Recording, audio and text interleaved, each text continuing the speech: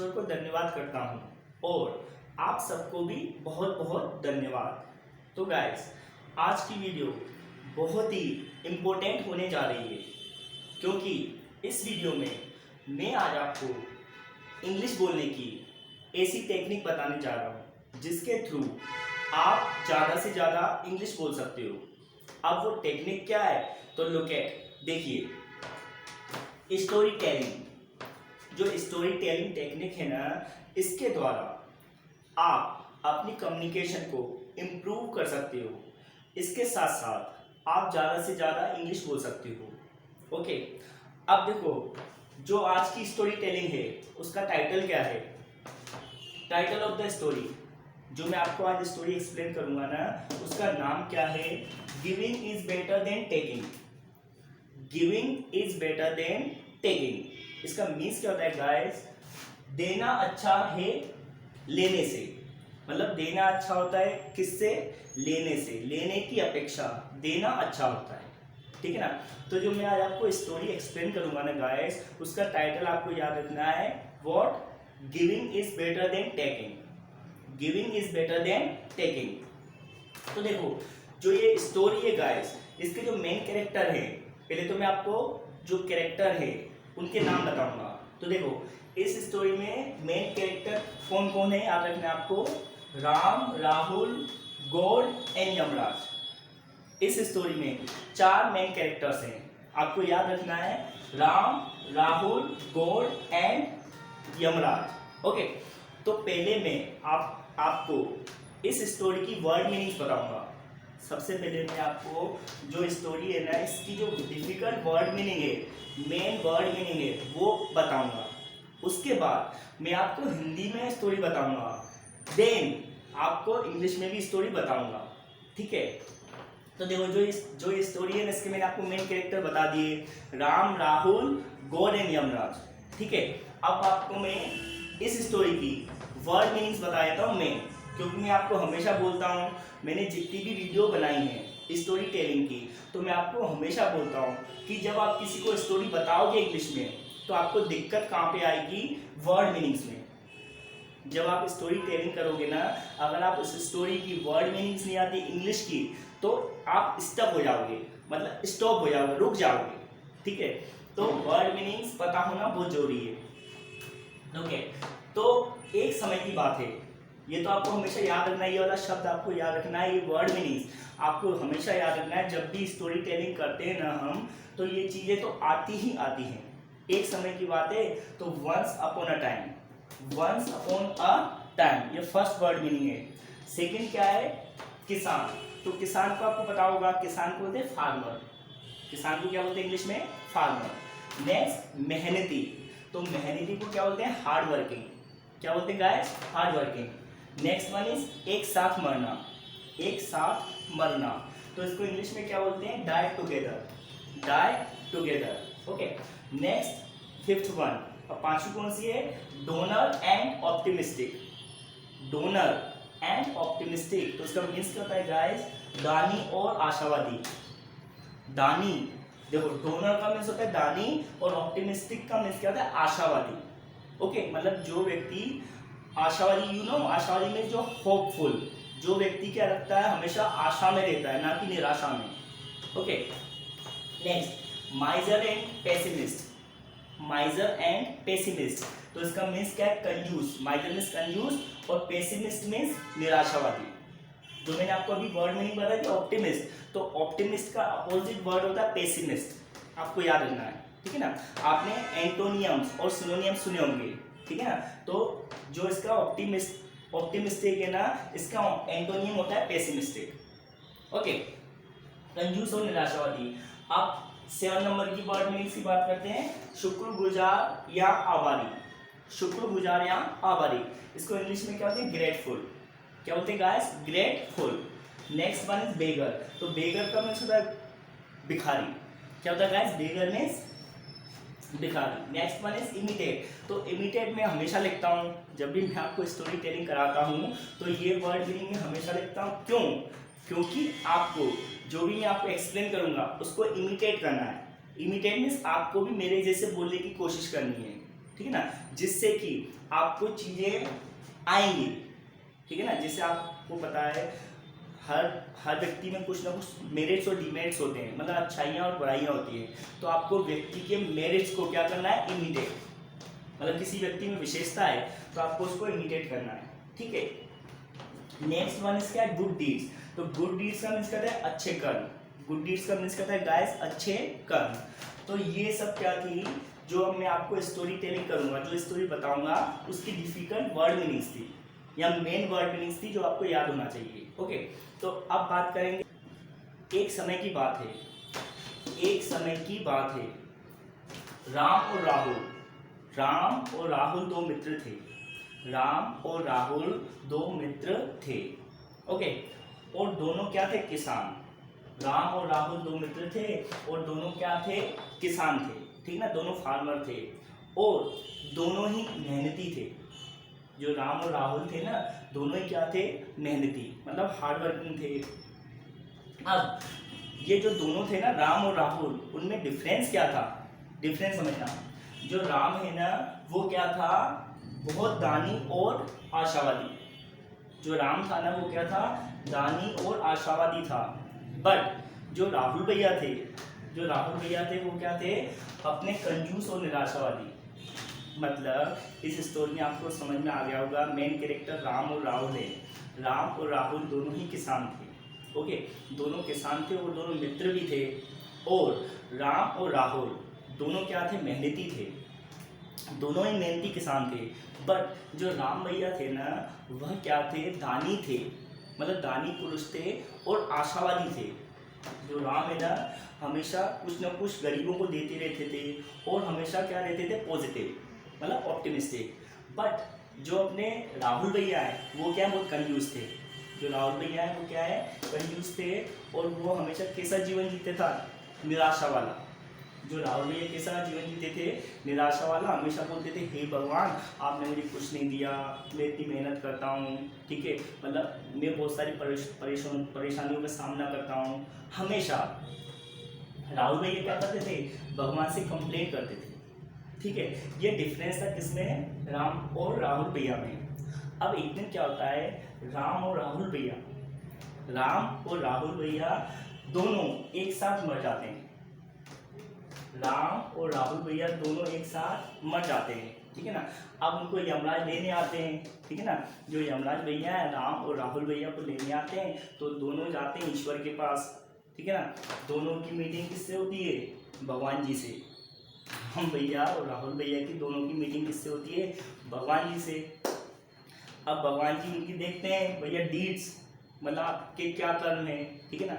तो भगवान जी देखते हैं दोनों मेहनती थे, मतलब भगवान जी ने देखा उनका पोती पत्रा राम भैया और राहुल भैया का, तो वो दोनों क्या थे, दोनों मेहनती थे।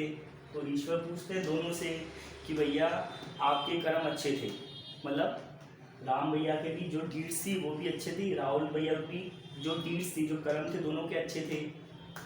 अब ईश्वर पूछते हैं, भगवान जी पूछते हैं कि भैया, पहले पूछते हैं किससे, राहुल भैया से। भगवान जी पूछते हैं कि भैया राहुल भैया आप क्या चाहते हो, मतलब जो आपकी नेक्स्ट बर्थ हो, जो आपका नेक्स्ट जन्म होगा, उसमें आप क्या बनना चाहते हो।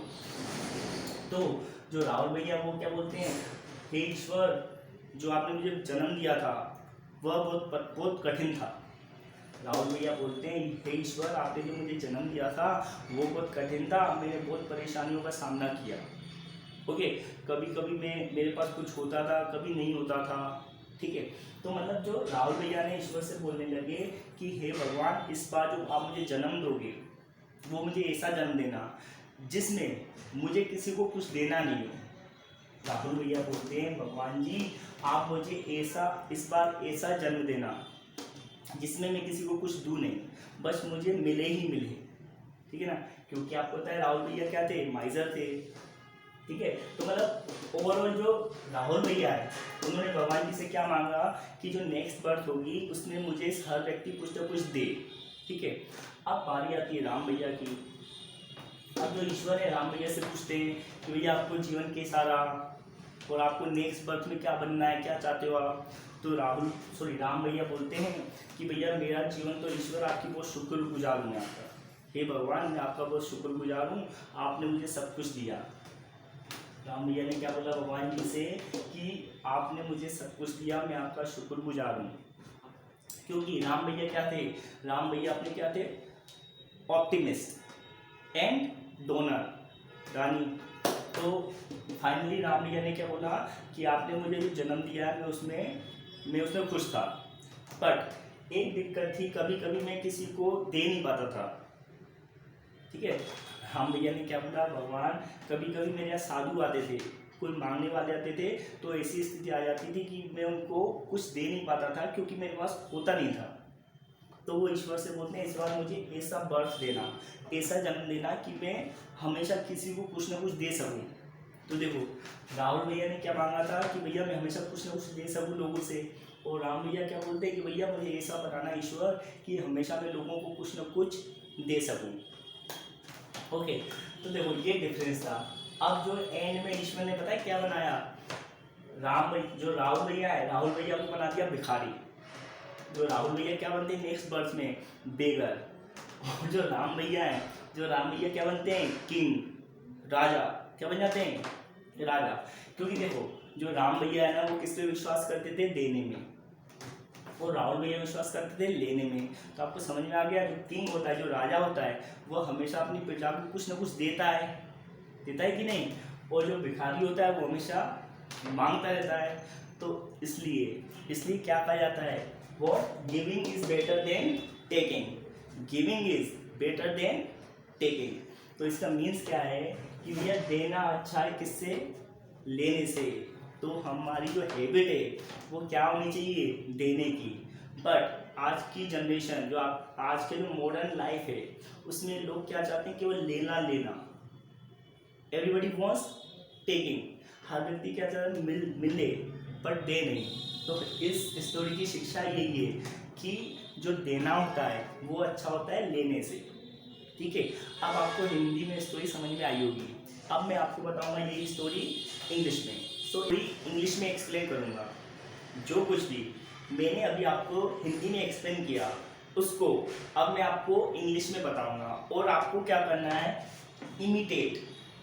वैसा ही आपको वीडियो देखने के बाद कोशिश करनी है बोलने की, और आप इसका फोटो कैप्चर कर लीजिए, वर्ड मीनिंग्स का। आपको वर्ड मीनिंग्स का फोटो कैप्चर करना है, जिससे आप जब इंग्लिश में स्टोरी बताओगे तो आपको दिक्कत नहीं होगी। और आपको याद रखना है, जो स्टोरी चलेगी किसमें चलेगी, पास्ट टेंस में, पास्ट टेंस। ठीक है ना, क्योंकि जो ये स्टोरी है पूरी किसमें है, पास्ट में। ओके, तो स्टार्ट करते हैं स्टोरी को इंग्लिश में। Okay, now listen and watch. Listen, आपको क्या करना है, जो भी मैं अभी आपको एक्सप्लेन करूंगा, मैं आपको पॉइंट आउट करूंगा। जो भी मैं आपको स्टोरी इंग्लिश में एक्सप्लेन करूंगा ना, सभी चीज़ें मैं आपको पॉइंट आउट करूंगा, तो आपको समझ में आएगा। ठीक है, मतलब मैं आपको एक्सप्रेस करूंगा, मैं आपको बताऊंगा कि भैया मैं किसके बारे में बात करूंगा। जैसे मैं राम के बारे में बताऊंगा, तो राम को मैं फिंगर आउट करूंगा, ठीक है ना, इसके फिंगर करूंगा मैं। अगर राहुल को बताऊंगा तो राहुल के बारे में बताऊंगा, जिससे कि आपको समझ में आएगी स्टोरी। जैसे मैं इंग्लिश में बोलूंगा ना गाइस, तो मैं आपको ना हर एक कैरेक्टर को पॉइंट आउट करूंगा, जिसके बारे में बताऊंगा ना उसको पॉइंट आउट करूंगा मैं, जिससे आपको समझ में आएगा कि मैं किसके बारे में बता रहा हूँ। Okay, there were two friends named Ram and Rahul, and they both were very fast friend, they both were best friend, and they, Ram and Rahul, both were farmers, and they both were hardworking. Ram and Rahul both were very hardworking. It means they always worked hard on the field, and whenever someone asked them to help, so they were always ready to help everybody. Okay, and they were also honest. They both were very honest guys. Ram and Rahul both were very honest guys.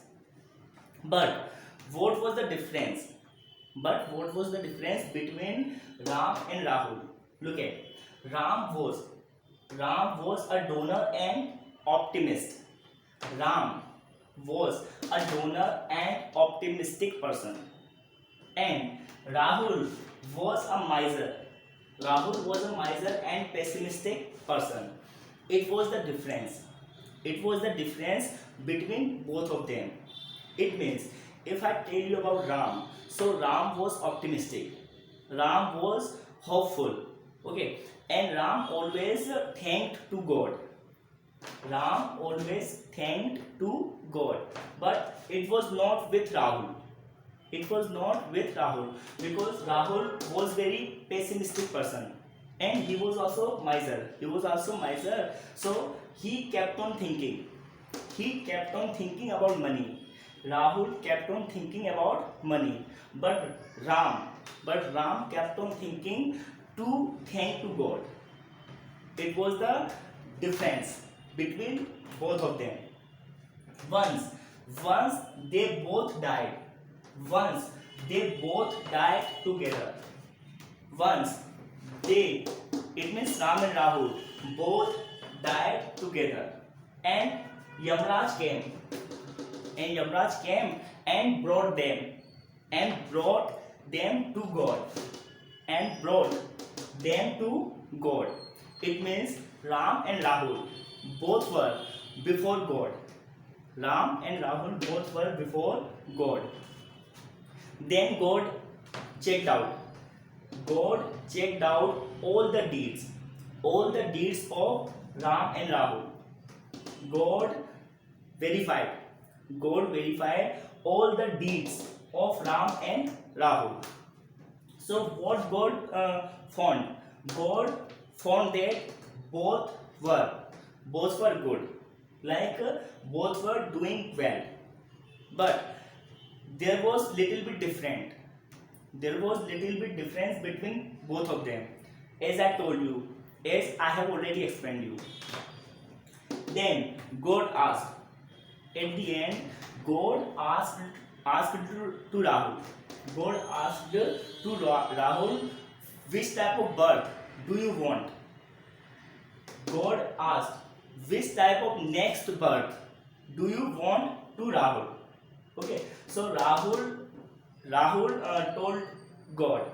Rahul said to God, I want that in my next birth. Rahul said, first of all, God asked, what do you want in your next birth? So Rahul said, I want that everybody should give me something. Rahul said, I want my next birth that everybody should give me something. I don't want to donate anything. Rahul said, I don't want to donate anything. I want to gain everything.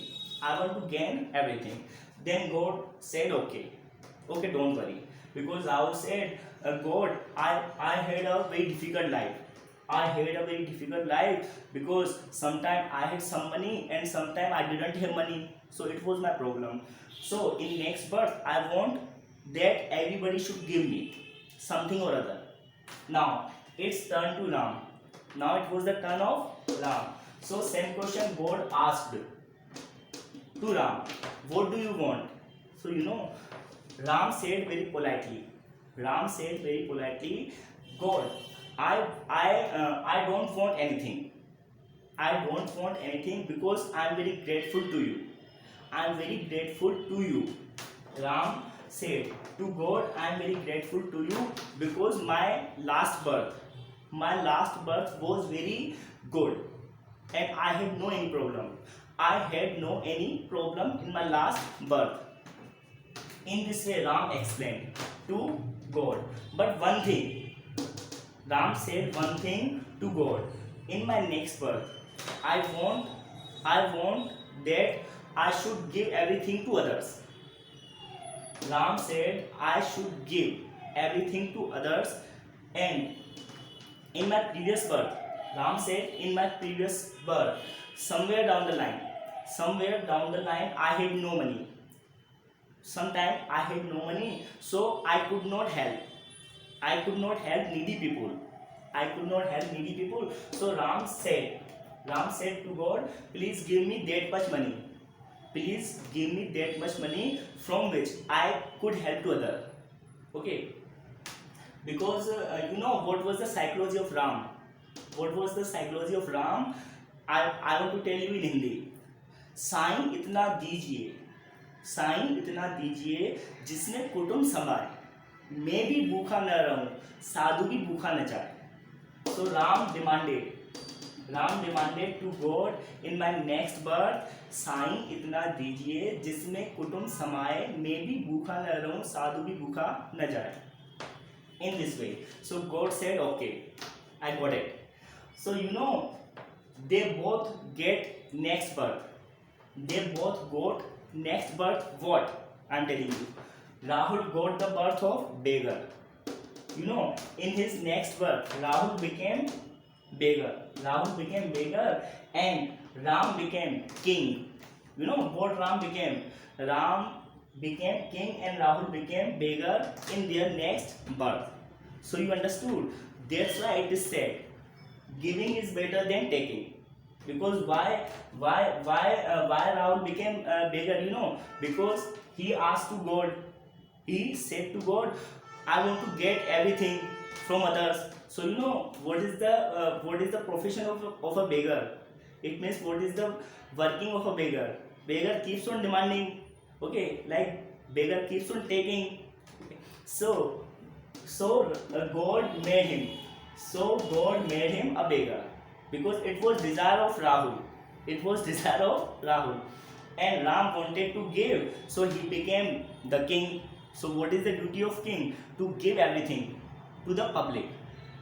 In this way, the moral of this story is that giving is better than taking. So we should keep on giving something, not only money but also your knowledge.